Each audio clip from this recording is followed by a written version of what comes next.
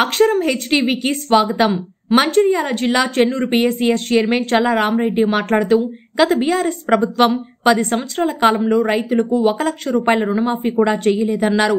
ఇప్పుడు ఏర్పడ్డ కాంగ్రెస్ రేవంత్ రెడ్డి ప్రభుత్వం ఏకకాలంలో 2 లక్షల రూపాయల రుణమాఫీ చేసిందని అన్నారు.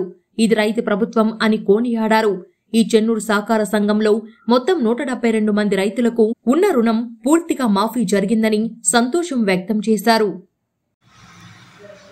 నా పేరు చల్లా రామరెడ్డి. నేను పిఎస్సీఎస్ చైర్మన్ చెన్నూరు. గత ప్రభుత్వం ఏదైతున్నదో 1 లక్ష రూపాయల రుణమాఫీకే 5 సంవత్సరాలు గడిచిన సందర్భం.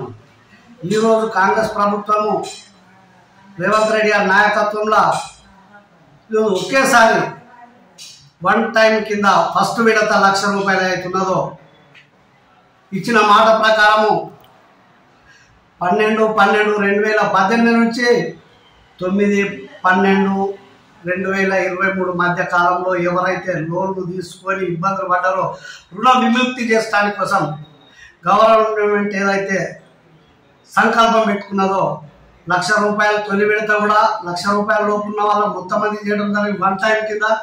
మళ్ళీ సెకండ్ విడత అవుతున్నదో 1,50,000 రూపాయలు ఎంతమంది ఉన్నా చేసింది వన్ టైంలో. మళ్ళీ థర్డ్ విడత కూడా 2 లక్షల లోపు ఉంటే ఉన్న వాళ్ళకి అందరికీ అదేవిధంగా చేయడం జరిగింది. ఈరోజు గత ప్రభుత్వం ఈరోజు టీఆర్ఎస్ వాళ్ళు అంటా ఉన్నారు చేయలేదని. అయ్యా నేను అడుగుతా ఉన్నాను, మీరు కనుక మీరు ఇచ్చిన హామీలలో ఏ ఒక్కటైనా నెరవేర్చుతా తొలి సీఎం దళితులు చేస్తాను అటుకెక్కిచ్చారు.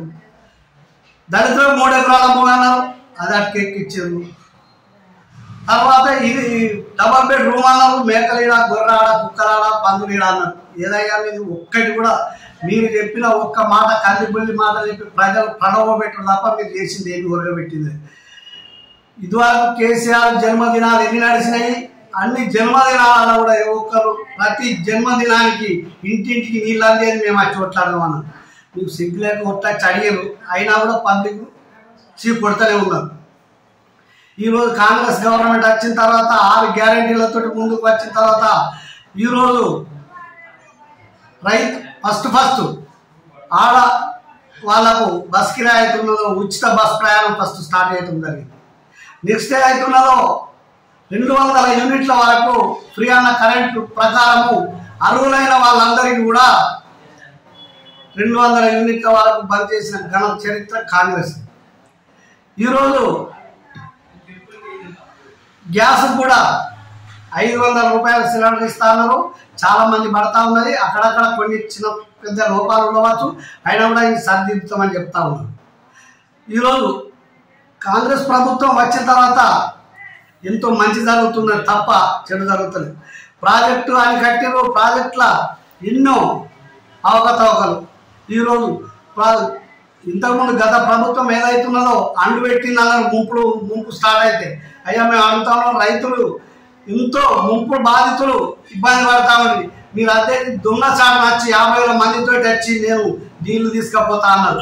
దొంగచాటన కాదు, మీరు అనౌన్స్ చేసి కనుక వస్తే మిమ్మల్ని నిలదీసేటోళ్ళు జనాలు.